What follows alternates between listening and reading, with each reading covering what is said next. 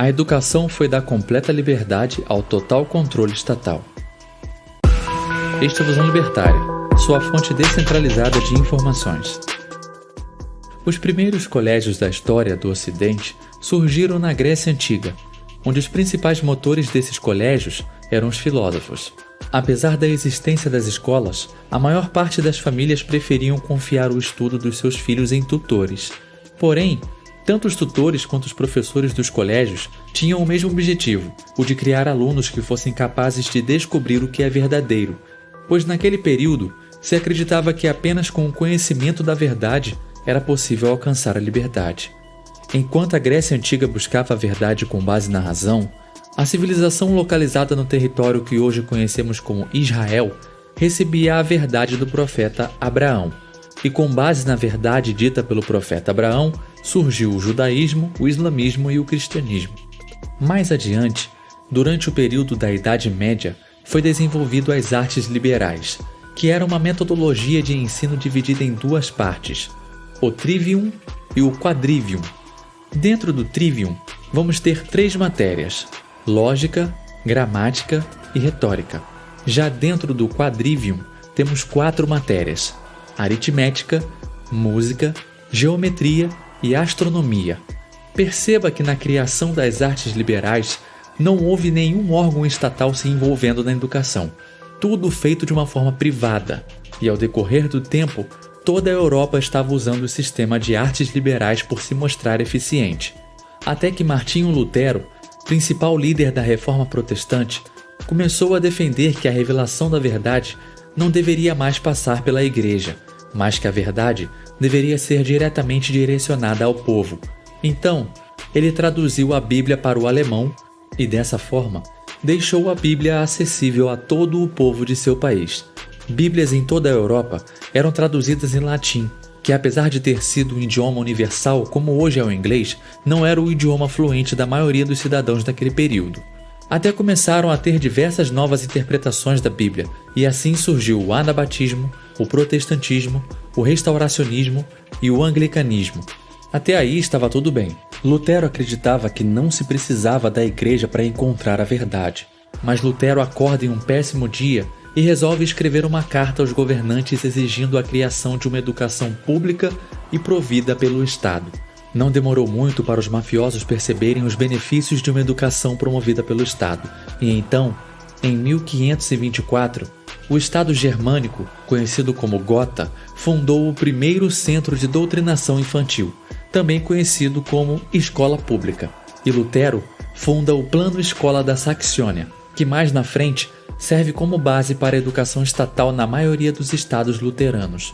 Logo depois, outros países começaram a adotar as escolas públicas. Tempos depois, começou a Guerra dos 30 Anos, e essa guerra ocorreu por diversos motivos. Entre eles, a transição de poder da Igreja para os governantes. Com o fim da Guerra dos 30 Anos, diversos governos passaram a tornar obrigatória a presença das crianças nos colégios públicos, e caso as crianças não comparecessem às aulas, os pais poderiam levar multas e até mesmo poderiam ter seus filhos aprisionados. Isso mesmo, você poderia perder seus filhos para o Estado caso não levasse ele ao colégio público. O mafioso por trás disso tudo foi o rei Frederico Guilherme da Prússia. Foi o primeiro a inaugurar o sistema de educação obrigatório na Europa. Apesar disso tudo, os colégios ainda usavam o sistema de artes liberais. Antes de continuarmos, devo lembrar que não foi aqui que a educação estatal e obrigatória começou. Na verdade, neste momento, a educação pública obrigatória começa a se expandir. O primeiro governo que usou a educação obrigatória foram os espartanos. Acho que todos lembram de ouvir o professor falar que os espartanos pegavam as crianças com mais de 7 anos e levavam para campos militares para aprender a lutar. Saindo da Prússia, nós vamos para a França, onde está acontecendo a Revolução Francesa. Assim como na Prússia, a França havia implementado a educação primária obrigatória graças à Constituição Revolucionária de 1791. Mas apesar de tudo isso, o governo não conseguia colocar seus planos relacionados à educação em prática. Pouco tinha sido feito, até Napoleão aparecer e estabelecer uma educação estatal abrangente. A partir daqui, todos os colégios públicos e privados tinham de ser aprovados pelo controle do governo nacional. A Universidade da França dominava todo o sistema educacional público e privado. Podemos comparar a Universidade da França com o MEC. Seus chefes eram nomeados por políticos e serviam para monitorar a educação nacional. Mais adiante, tinha que ter a autorização da Universidade da França para abrir uma nova escola ou ensinar em público.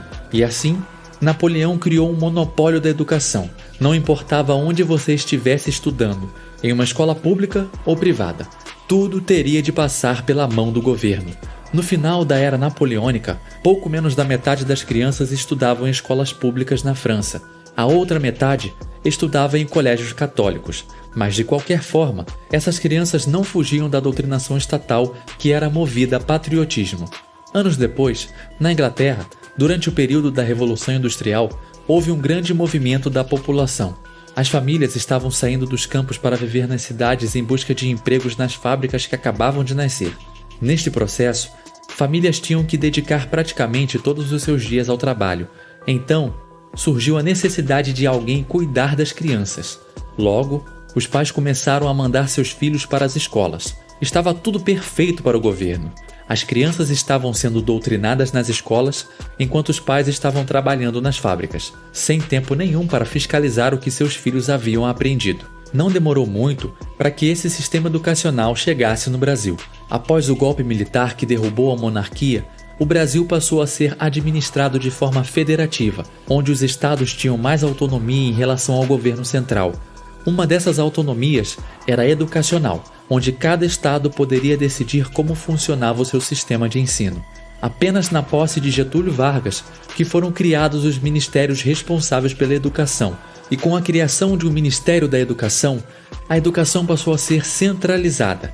Agora, o responsável pela educação nacional é escolhido pelo mafioso conhecido como Presidente da República e não mais pelos mafiosos conhecidos como governadores. Mais à frente no tempo, começa a surgir métodos educacionais como o método católico, o método comunista e o da escola nova. Todos esses métodos seguiam o Ministério da Educação. A diferença deles é a forma de se educar. O método católico é uma forma baseada nas tradições e na filosofia. A escola nova era baseada em uma educação pública, gratuita e laica que preparava as crianças para o mercado de trabalho. Era algo mais pragmático. Já os comunistas eram os revolucionários, que queriam aquelas bobagens todas de Karl Marx. No início, a educação católica era a favorita da população, mas com o tempo e com as interferências estatais, o sistema de educação comunista começou a ganhar os corações dos jovens de todo o mundo. A educação foi da completa liberdade com seu início na Grécia Antiga ao total controle estatal. Hoje, nossa educação é resultado das ações que pessoas como Paulo Freire fizeram lá atrás. Hoje, salas de aula são usadas como campos ideológicos onde apenas a esquerda é aceita.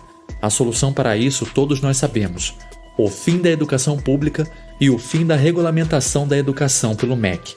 É uma idiotice darmos a educação de nossos filhos para professores incompetentes que ensinam apenas o que os mafiosos permitem.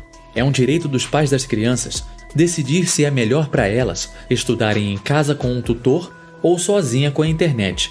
Mas sabemos as consequências de seguir um ensino livre nos dias atuais.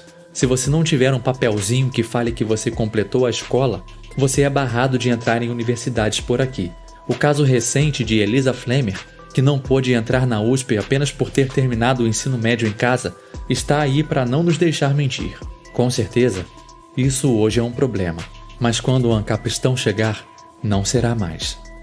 Obrigado por sua audiência. Esse artigo foi sugerido e escrito por Bjorn. Se você gostou desse vídeo, clique no ícone de curtir abaixo e compartilhe o vídeo em sua rede social. Se deseja ser notificado de outros vídeos, clique em se inscrever e depois no ícone de campainha. Até a próxima!